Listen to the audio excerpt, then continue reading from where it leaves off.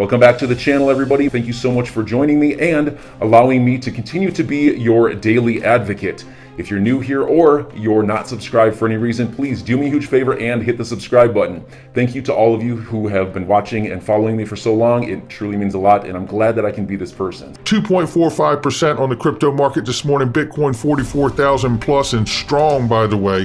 Ethereum 3,200 plus. We see right now the number 6 spot. XRP 88 cents. We're up 47.90% on the 7-day with the SEC case on our back. We're going up the mountain, baby. Cardano this morning right now at $1.21. Solana's 113 and change. Let's look at the price range. Right now we're ranging between 85 cents on the bottom and 91 on the top. It's tightened a little. There was about a 10-cent range the last couple days when the price started moving here. So we will keep an eye on it. Ladies and gentlemen, if you wondered at all what's going on with Ripple shares and the news around this case, if you ever wanted to see bullish action, take a listen to this from Ray Fuentes from Link 2. Hey, what's going on, family and friends? Ray Fuentes here, community manager at Link 2. Dropping in to put things in perspective for you. Link 2 just sold $1.2 million worth of shares of the company Ripple in less than an hour on our platform. So either someone knows something we don't, or someone knows something we don't. But don't worry, if you weren't able to invest today, we're going to be restocking the shelves tomorrow. So please put on those push notifications to make sure you're all dialed in for the drop. And get ready to pack those bags for our next Link 2 moon mission. Talk to you soon. Good luck. Happy hunting. Love you mucho. Really great stuff from Ray right there. And I tell you, how impressive is that? $1.2 million of Ripple shares sold in an hour. And there will be more going on the shelves. And don't forget, if you are a accredited investor, you also right now, up until February 11th, can get a $1,000 XRP bonus. And that is a commitment from Link 2 because they support the idea and understanding that XRP is a currency. Well, we're going to talk about that particular issue today, and I certainly believe it too. But we are left to speculate about some issues today. But let's take a look at this, because we're 416 days into this American crypto innovation under siege, ladies and gentlemen. Still no resolution in the case. JP Morgan says Bitcoin can reach $150,000. Now, I tell you, that's another bullish outlook. But take a look here from this Bitcoin Maxi. Yeah, this is shared by DAI right here. Bitcoin Maximalist says, just got done reading up on the XRP ledger. It's hard to refute its sheer speed. Although I'm a Bitcoin Maxi at heart, I think I'll have to make some room for XRP. It's ridiculously fast, and it's hard to ignore the cross-border payments use case. Well, that isn't all, ladies and gentlemen. Remember, the XRP ledger is a decentralized exchange, the first one for the world, in fact. And it can bring the old world to the new world because it can make liquid markets for the cash world that currently exists. And by the way, you can make the argument by that, also the securities and derivatives market, which we're about to get into. We'll let Gary Gensler explain.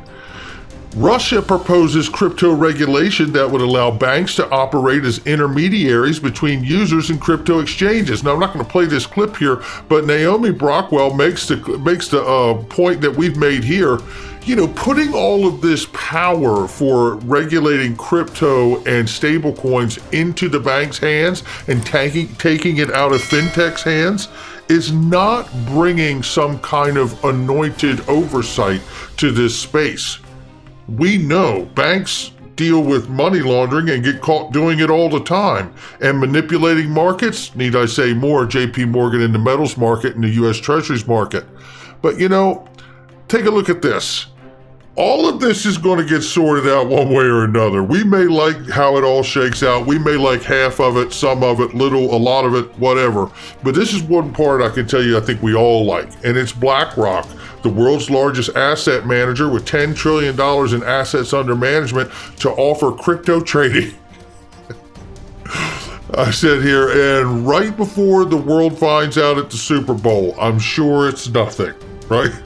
Look, the timing on this stuff is remarkable, and the things that have brought me calm while investing in such a new emerging asset class.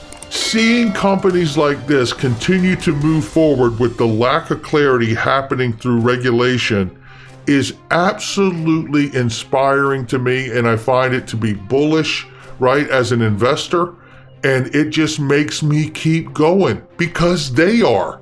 And one of my core tenets, as you may know if you've been following the channel for any time, is the fact that I've been stacking my pennies next to their dollars, and I continue to do so. What they mention in here is just two quick things in the article about BlackRock planning to offer crypto trading services here. One is they have a platform called Aladdin, short for Asset Liability Debt and Derivative Investment Network.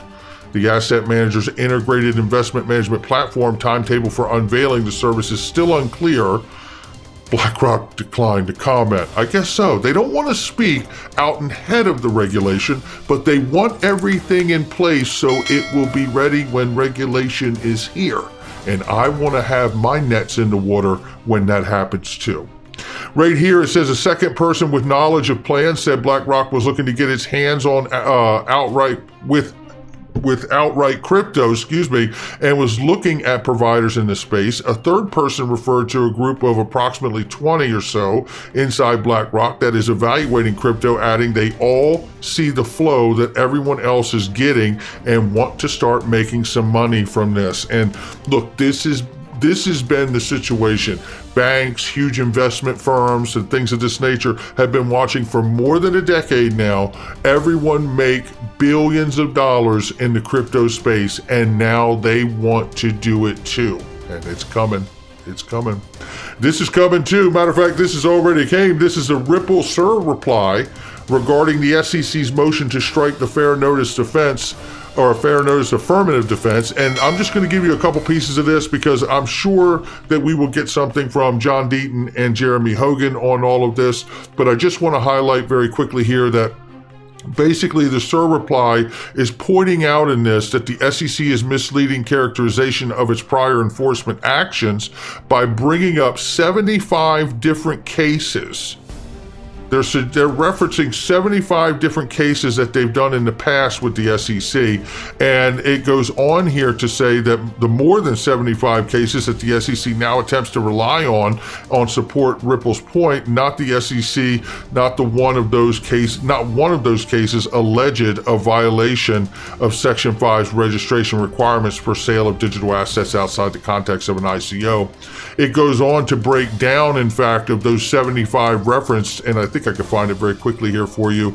It says here, of the 75 enforcement actions related to digital assets, it goes on to say that half of those cases, approximately 50%, did not involve the sale of any digital assets at all, so they're not even relevant. Is what they're saying here. And then all 37 of the remaining cases that the SEC has brought involving digital assets were in context of an ICO, and we know that the SEC does not allege that Ripple engaged in any ICO. So basically they're throwing the kitchen sink in this thing, and none of it is really applicable. So we're going to see how this shakes out. Hopefully, Judge Torres will come out very timely and put something down on this and get us some forward motion.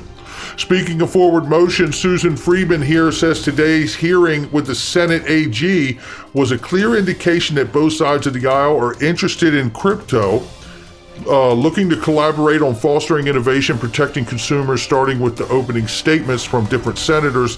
It comes down here to say that compared to CFTC's expansion over swap markets following Dodd-Frank. Now remember, we have shown you that the Dodd-Frank Act was put in the last crisis we had back 08-09, and that was being used to come up with these systemically important designations of financial market utility or financial industries, right? So this is really important because it keeps getting a reference in this situation. I remind you of the executive order that we're supposed to get from the White House and the Biden administration saying that this crypto executive order is a matter of national security. Now, in your mind, as you're listening to this news when we go forward from here, remember, all of the things that we have told you would be a narrative on this channel.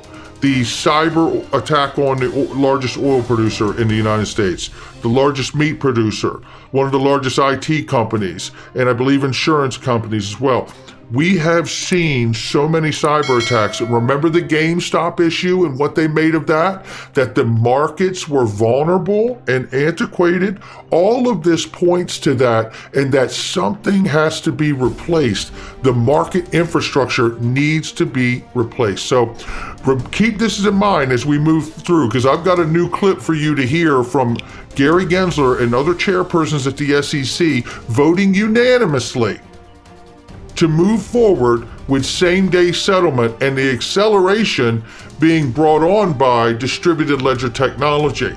Okay, we're going to get into it here. So we'll see what goes on with that. But let's talk about this, because this is Broston Benham here. CFTC is well situated, he says, to play an increasingly central role in overseeing the cash, digital asset commodity market. This is from the new CFTC chairperson, Broston Benham, and I want to give you just a couple things in here, which basically, if you go through this, what he says is that he's asking for $100 million to be able to expand and get the proper knowledgeable people in there and the right enforcement to go along with it. So he's definitely looking to get it done. What do they cite in here? The Dodd-Frank Act reform of traditional markets in the wake of the 2008 crisis is a perfect example of the type of work the CFTC could engage in for the crypto markets, he said. The Dodd-Frank Act helped reform derivatives market, among others, the past decade. And he's right.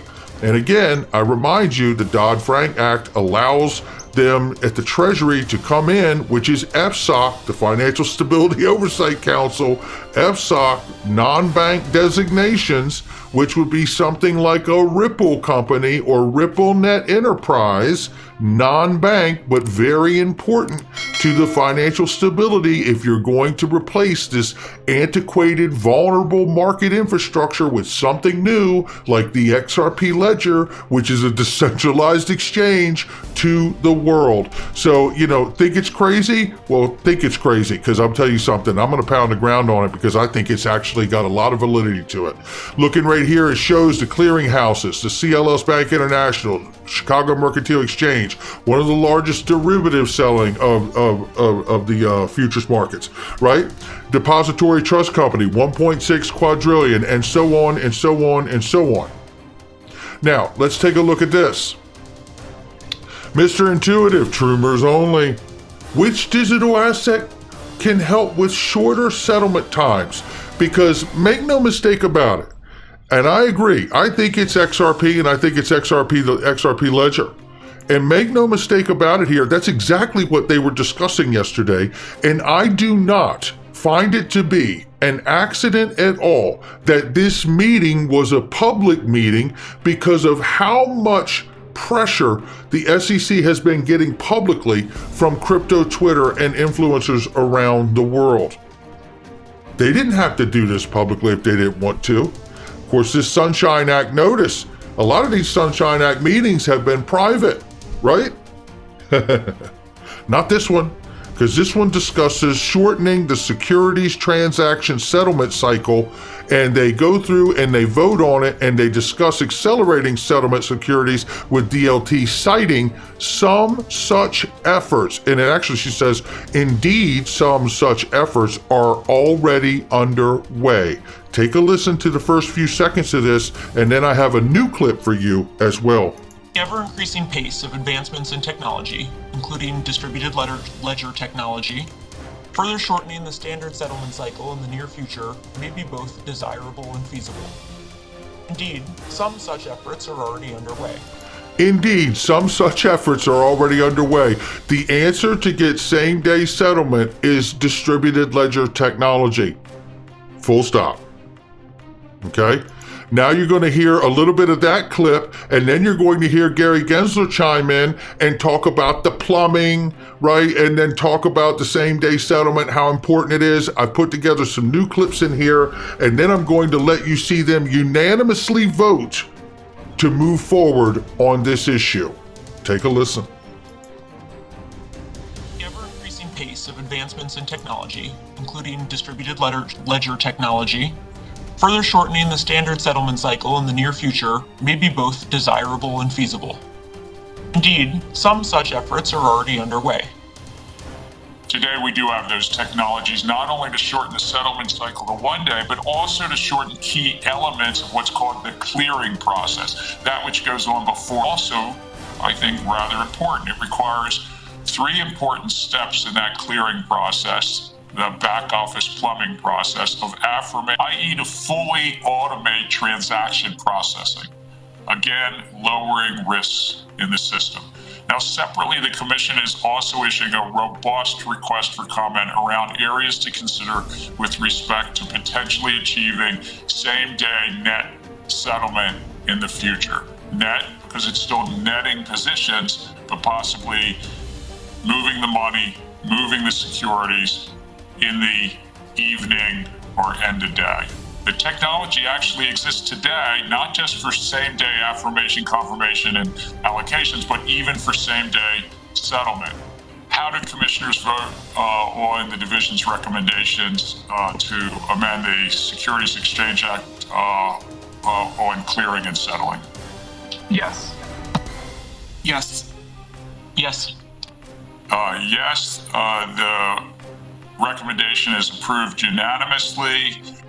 And there you have it, ladies and gentlemen, approved unanimously to move toward same-day settlement, which they cite. Indeed, some such efforts are already underway, talking about distributed ledger technology to accomplish that ultimate end goal. Now, wouldn't it be funny or ironic? Wouldn't it be really funny if we find out that this case, which I believe has been an audit and vetting process to really clear the XRP token and the XRP ledger for such an important role, a systemically important role for the world, and certainly for the U.S. derivatives and stock and securities market. Now, I don't care if they call it a security or a stable coin or a hula hoop. Long as they don't damage the full-scale intended use of the asset so it can serve in the manner that it was designed for. That's what I care about. And I tell you, I really do believe that what we have witnessed here was no accident that they made it a public meeting. Distributed ledger technology is going to be a part of same-day settlement for the entire securities and derivatives market. And I am speculating when I tell you I fully believe the XRP ledger could play a role in that when you understand that that decentralized ledger is in fact a bridge from the paper friction world once you tokenize those dollars and those stocks and bonds to the new digital world that brings a new market infrastructure as a backbone to the new system. And that's where I'm at on this day. But before I let you go, check this out. Remember this? Brad Garlinghouse laying it down. Ripple Swell 2021. Take a listen. We started building RippleNet with the thesis that crypto liquidity would eventually be able to support robust global payments, large payments. RippleNet was designed so that customers seeing the benefits of our fiat-based network could flip the switch to ODL once the market was mature enough. And this is exactly what's happening. Now imagine that. It was designed to be able to handle large payments. That's what we would be talking about if, in fact, what did we just see with the SEC? Did the SEC just vote to flip the switch for the XRP ledger because we're talking about distributed ledger technology? Or is it some other project? So enjoy your day, everybody. I'm always here for you. Leave any comments or questions below and be sure to subscribe. But thanks, everybody. I really appreciate you. Enjoy your day, and I always have your back. So thanks so much, everybody.